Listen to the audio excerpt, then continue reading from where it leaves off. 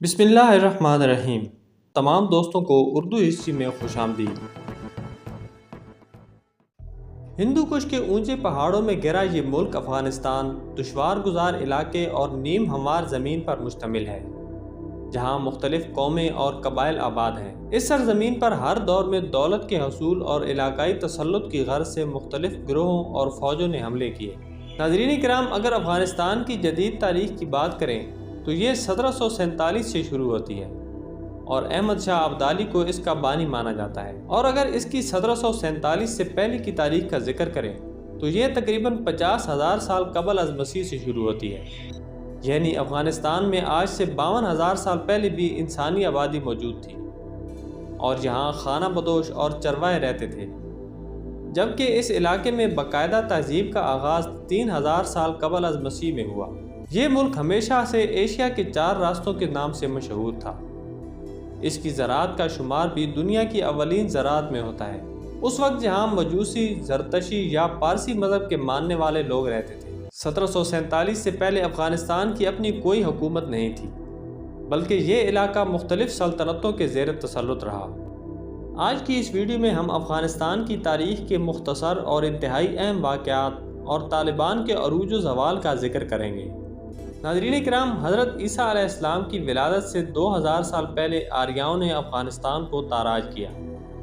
اس کے بعد ایرانیوں نے حملہ کر کے اسے آریاؤں سے چھین لیا، اور پھر کافی عرصہ یہ سلطنت فارس کا حصہ رہا۔ 328 قبل از مسیح میں سکندر اعظم نے ایرانیوں سے اس کے کئی حصے چھین لیے اور 3 سال تک بلخ کو اپنا دارالحکومت بنائے رکھا، لیکن یونانیوں کا یہ قبضہ بھی زیادہ دیر تک نہ رہ سکا۔ سکندر اعظم کے بعد یہ علاقہ موریہ سلطنت کے قبضے میں آ گیا اور چندر گپت موریہ نے یہاں ہندو مت متعارف کروایا۔ موریہ کے بعد یہ علاقہ کوشان سلطنت کے پاس چلا گیا۔ کوشان دور میں بدھ مت کو بہت زیادہ فروغ ملا اور گندھارا تہذیب اپنے عروج کو پہنچی۔ 241 عیسوی تک یہاں کوشان سلطنت کا دور رہا۔ 3 صدی میں کوشان سلطنت کے آخری بادشاہ واسو دیوا کے مرنے کے بعد یہاں ایرانی قابض ہو گئے۔ پھر آہستہ آہستہ اسلام نے یہاں قدم جمانا شروع کیے۔ 642 عیسوی میں مسلمانوں نے اس علاقے کو فتح کیا اور مقامی لوگوں کو ہی حکمران بنا دیا۔ 962 عیسوی کو غزنویوں نے حملہ کر کے ان سے اقتدار چھین لیا اور اپنی حکومت قائم کی، جس کا دارالحکومت غزنی تھا۔ پھر 1150 عیسوی میں غور کے حکمران علاؤ الدین نے غزنی پر قبضہ کر کے پورے شہر کو آگ لگا دی۔ غوریوں نے یہاں بدھ مت کو ختم کر کے اسلام کو فروغ دیا۔ اس کے بعد 1219 میں چنگیز خانی منگولوں نے افغانستان کو تاراج کرتے ہوئے ہرات، غزنی اور بلخ مکمل طور پر تباہ کر دیا۔ منگول بعد میں خود مسلمان ہو گئے، حتیٰ کہ تیمور نے 14ویں صدی میں ایک عظیم سلطنت قائم کر لی۔ اسی کی اولاد سے ظہیر الدین بابر نے جب زور پکڑا تو اس وقت تیموری سلطنت زوال کا شکار ہو چکی تھی۔ ظہیر الدین بابر نے کابل کو 16ویں صدی کے شروع میں پہلی دفعہ اپنا دارالحکومت قرار دیا۔ اس کے بعد 1709 سے 1747 تک یہاں ہوتک سلطنت قائم رہی، جسے خلجی سلطنت بھی کہتے ہیں۔ اس کا بانی میر اویس ہوتک تھا۔ 1738 میں ایران کے بادشاہ نادر شاہ افشار نے ہوتکی سلطنت کا خاتمہ کر دیا۔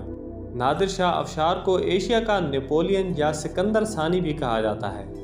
1747 میں احمد شاہ ابدالی نے، جسے احمد شاہ درانی بھی کہتے ہیں، افغانستان کی نئی حکومت کی بنیاد رکھی۔ اسے افغانستان کے بانی کے طور پر بھی مانا جاتا ہے اور یہیں سے افغانستان کی جدید تاریخ شروع ہوتی ہے۔ احمد شاہ ابدالی نے ایران کے بادشاہ نادر شاہ افشار کی فوج میں سپاہی کی حیثیت سے اپنے کیریئر کا آغاز کیا اور بہت جلد ابدالی ریجمنٹ کا کمانڈر بن گیا، جو 4000 ابدالی پشتون سپاہیوں کا گھڑ سوار دستہ تھا۔ 1747 میں نادر شاہ افشار کے قتل کے بعد احمد شاہ درانی کو افغانستان کا شاہ منتخب کیا گیا۔ اس نے اپنے افغان قبائل اور اتحادیوں کا جھنڈا نکالتے ہوئے کچھ ہی سالوں میں مغرب میں خراسان سے لے کر مشرق میں کشمیر اور شمالی ہندوستان تک، اور شمال میں آمو دریا سے لے کر جنوب میں بحیرہ عرب تک اپنا کنٹرول بڑھا لیا۔ 1826 سے 1863 تک امیر دوست محمد خان کا دور آیا اور اس دور میں پہلی اینگلو افغان جنگ ایسٹ انڈیا کمپنی اور افغانوں کے درمیان لڑی گئی، جس میں برطانوی فوج کو شکست کا سامنا کرنا پڑا۔ پھر امیر شیر علی خان کا دور آیا اور 1889 سے 1887 کے درمیان دوسری اینگلو افغان جنگ ہوئی۔ 1880 سے 1901 تک امیر عبد الرحمن خان نے کابل میں مرکزی حکومت تشکیل دی، جسے افغان تخت کا آئرن امیر بھی کہا جاتا ہے۔ اسی کے دور میں باقاعدہ افغان فوج بنائی گئی اور ایک انتظامی ڈھانچہ بھی بنایا گیا۔ امیر عبد الرحمن خان کے بعد اس کے بیٹے امیر حبیب اللہ خان نے 1919 تک ایک پرامن حکومت کی۔ اس دور میں کچھ بہتری آئی اور لوگ خوشحال ہوئے۔ 1919 کے بعد امان اللہ خان آئے۔ اسی کے دور میں تیسری اینگلو افغان جنگ ہوئی۔ اسی سال 19 اگست کو راولپنڈی میں ایسٹ انڈیا کمپنی اور افغانوں کے درمیان ایک معاہدہ ہوا، جس سے برطانیہ افغانستان کے بین الاقوامی معاملات سے بے دخل ہو گیا۔ اسی لیے افغانی 19 اگست کو یوم آزادی کے طور پر مناتے ہیں۔ امان اللہ خان نے کمال اتا ترک سے متاثر ہو کر جدیدیت کی طرف تیز رفتاری سے اقدامات اٹھائے۔ اس نے پرائمری تک تعلیم لازمی قرار دی اور کو ایجوکیشن کا آغاز کیا اور عورتوں کا حجاب اتروا دیا۔ اس کے ان اقدامات کی وجہ سے افغانستان میں خانہ جنگی شروع ہو گئی۔ 1929 میں بچہ سکا، جس کا اصل نام حبیب اللہ کلکانی تھا، اس نے کابل پر قبضہ کر لیا اور امان اللہ خان ملک چھوڑ کر چلا گیا۔ 1929 میں نادر خان نے حبیب اللہ کلکانی کو شکست دیتے ہوئے ملک میں پھیلی افراتفری اور انتشار کا خاتمہ کیا۔ نادر خان کی موت کے بعد اس کے بیٹے محمد ظاہر شاہ نے ملک کی باغ دوڑ سنبھالی۔ اس نے 40 سال افغانستان پر حکومت کی۔ ظاہر شاہ بھی ماڈرنزم کا حامی تھا اور اس نے ملک میں آہستہ آہستہ ماڈرن اصلاحات نافذ کی۔ 1953 میں داؤد خان اس کا وزیر اعظم بنا، جو پاکستان مخالف اور سوویت یونین کا حامی تھا۔ اسی کی وجہ سے اس وقت پاکستان اور افغانستان کے تعلقات بھی خراب ہوئے، جس سے افغانستان میں معاشی بحران پیدا ہوا اور 1963 میں اس سے استعفیٰ لے لیا گیا۔ 1973 میں ظاہر شاہ آنکھ اور کمر کے علاج کے لیے اٹلی چلا گیا، تو پیچھے سردار داؤد خان نے معاشی بحران کا بہانہ بنا کر ملک کی باغ دوڑ سنبھال لی اور پہلی بار جمہوریت کا اعلان کیا۔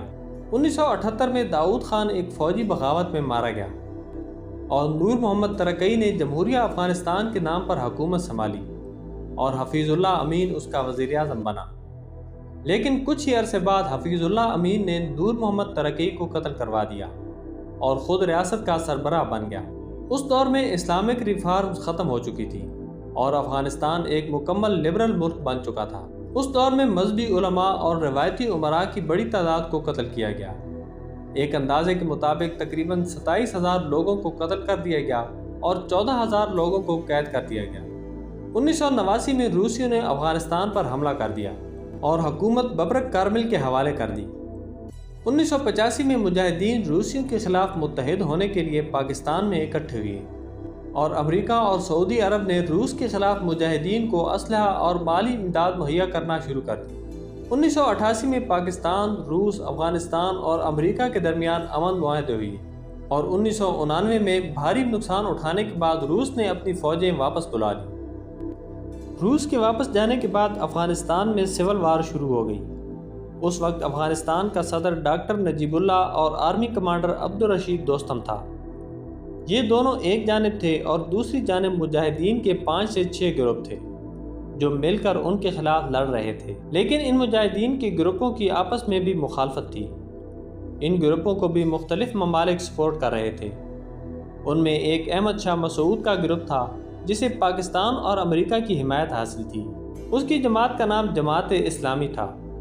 احمد شاہ مسعود کو افغانستان کا نیپولین بھی کہا جاتا ہے۔ دوسرا گلبدین حکمت یار کا گروہ تھا، اسے بھی پاکستان کی حمایت حاصل تھی اور دوسروں کی نسبت پاکستان اسے زیادہ سپورٹ کر رہا تھا۔ تیسرے عبدالرسول سیف تھے، جنہیں 9/11 کا ماسٹر مائنڈ بھی مانا جاتا ہے۔ انہیں سعودی عربیہ کی حمایت حاصل تھی۔ اس کے بعد جلال الدین حقانی ہے جو حقانی نیٹ ورک کے ہیڈ تھے، اسے بھی سعودی عربیہ کی سپورٹ حاصل تھی۔